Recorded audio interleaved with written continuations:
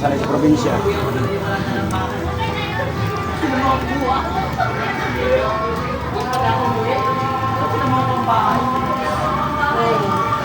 Lapit naman ito pulutan namin. Pare Leo, oh. Oh, mayroon pa doon sa misa, oh. Oh. Paborito ni Auntie to eh. Paborito ni Auntie to kahit siya magpunta, oh. Dito yun, hindi mawawala. Hindi matuloy lakad pag wala hindi kasama to.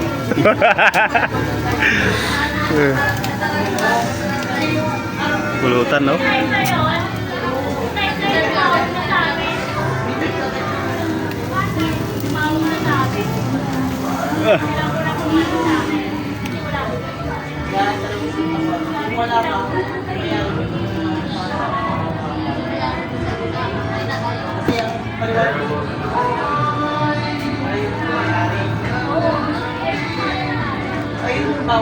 Kagabi nagluto ko ng kahapon ng yung tuwalya ng baka, putang tigas eh. Nakating araw ko pinalambot sa uling eh. Tigas nga.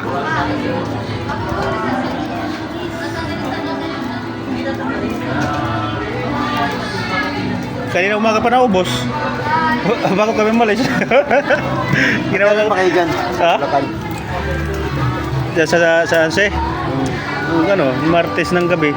Dumating, alas 8 ng gabi, traffic eh.